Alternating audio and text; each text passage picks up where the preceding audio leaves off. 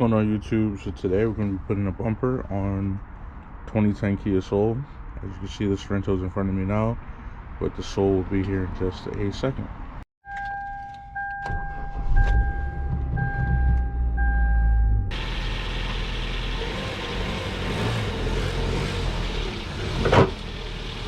Alright folks, so doing the bumper on these is really not too bad. I am kind of sad I'm going to lose my sticker doing it, but as you can see, the bumper is pretty big on the Soul, so it's this piece here, kind of like where I went ahead and popped these clips out already. There's a rotating screw down there, I'll show you guys later. From here, all the way around, all the way around, all the way around to here is one piece. There, you might have the molding on your car, so like this piece is separate, which I'll show you guys that later. This piece is going to be separate, but is attached to the bumper, and so is this middle grill here, separate but attached. So, and this grill too is separate but attached. So if you're doing repair on this and you need to order the parts, Rock Auto has them for pretty cheap. I mean, for something that's not like mechanical moving, Rock Auto is a pretty good site because they have good quality and good stock body parts that are affordable. As you can see, a few different things that they've changed. This part is now one piece, it's not a separate molding here. So if you were to go and get it painted, they're going to paint this entire piece. Another thing is that when you're ordering parts off Rock Auto, they're very cheap sometimes with what they'll send with it. None of the screws came with this. I actually had to buy screws separate. This center cap for the tow hook is separate, so I'm going to salvage that from the old one. The fog light pieces are separate. I'm going to salvage that from the old one. Those aren't damaged or broken.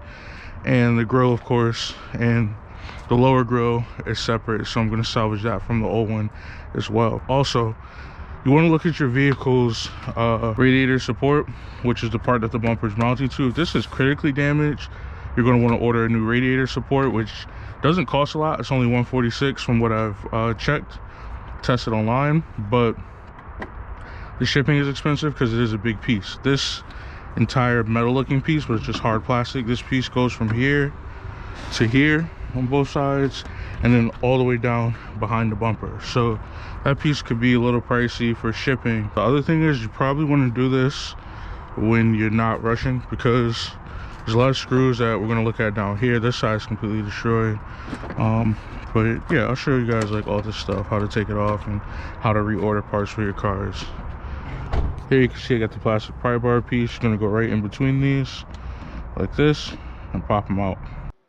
Alright folks, one quick thing I forgot to mention. You actually want to unscrew the middle piece, which is the plastic set screw for the plastic housing. Once you unscrew that, then you can use the plastic pry bar tool, as I'm doing here, to pop out the rest of that piece. Now there's about, I want to say 8 to 6 plastic set screws across the top.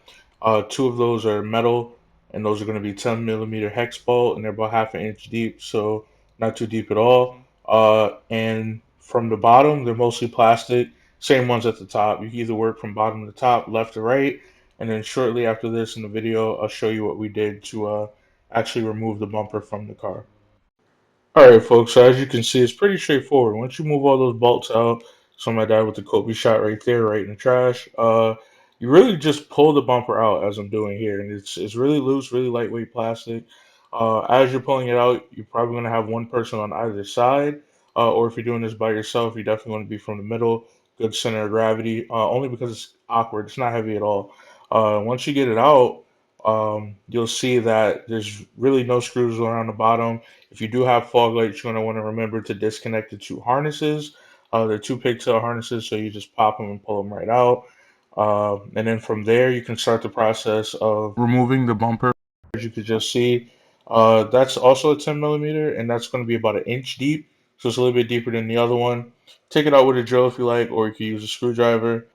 We just use a screwdriver, I think. All right, folks. So yeah, the background was kind of crazy right here, so I'm just gonna go ahead and continue doing voiceovers. But after you take the set screws out, which is pretty much what we're doing here, I took one off of the driver's side. My dad's still working on the other one over there. It's pretty rusty.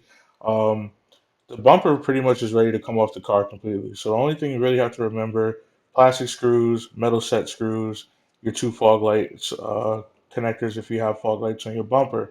From here, we're going to put the bumper on the bricks over there, We're going to start salvaging parts from left to right. That's basically taking parts like the grill, the lower grill, some of the screws from the molding, and we're going to put those screws onto the new bumper appropriately and put the new parts on respectively, and that way we can put it back on the car.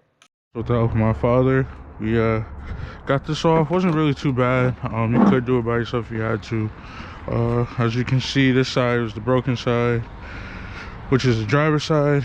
This side was the not so bad side. This is kind of the clip pattern, and then the screw that holds it in to the, actually it's a 9mm correction, is right here. And on the car, none of that like mounting stuff is damaged, so you don't have to replace it. If it is damaged, they do have replacement parts for that as well. Now I'm just gonna salvage pieces. So obviously I would love to salvage my sticker. I don't think I can.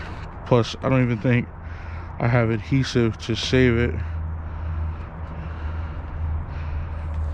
Yeah, it's gonna rip. Oh, actually it might not. Wow, guys, as you look at that, I must be like the luckiest man alive. That sticker I actually got at the Yukon show, and I can't find the company I bought it from, but like there was like from one of the, I guess like vouchers or like brochure places that were like on the flyer. I was like, yeah, I'm gonna go here and get some stickers for my car. Literally since like things have gone downhill, you guys know why, trying to get monetized, so I don't want to say the reason. I haven't been to another car show to find a sticker equivalent. So, very special sticker. Slap stickers are awesome. I support sticker builds. Like, definitely put stickers on your cars, guys. Why not? It's probably making tons of noise. I'm gonna take out this honeycomb piece here, salvage that, salvage the grill up top, and those two there, and everything else should be. All right, so now right here is pretty easy what I just did there. You basically want to look at the new bumper, whatever's missing that's on the old bumper that isn't broken. You're going to take a drill, take the screws out, and you're going to keep that part. Why spend extra money if you don't need to, right? A lot of people do this all the time when they're doing cosmetic bills or like cosmetic repairs. If you were to go to a body shop, they'll probably do this. A lot of these parts are cheap, but they're so cheap to make and they're made so well that if they aren't broken from factory, that's probably the best quality part you're going to get instead of something aftermarket online. So you might as well save that factory piece.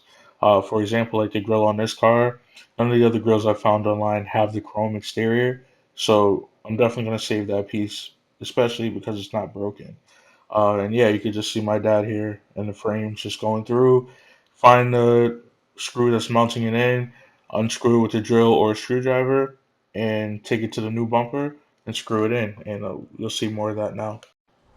All right, so basically, guys, as you can see, you get that new bumper, and what you're going to do is you're going to put the same parts into the new places on the bumper. All the screws and stuff for this one, because it was a CPA certified bumper, did line up. I didn't have to do any fabrication stuff. That's why you will always want to look for CAPA, sorry, certified parts. Once you have that and you have all your old parts, match everything up, and pretty much from here, I mean, the new bumper went right on the car perfectly. You can watch the video in reverse to see the reassembly.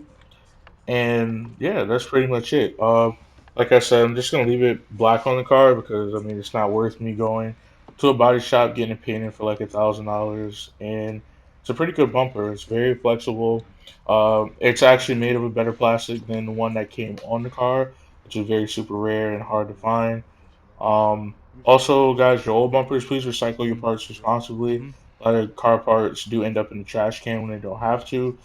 This bumper still has many other metal screws on it that could be salvaged for another another job.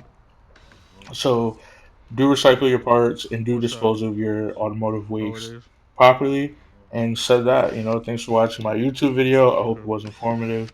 Comment below and subscribe if you guys want to see more videos like this. If you have any tips or advice, comment below after you subscribe. And yeah, thanks for reviewing my YouTube. See you guys next time.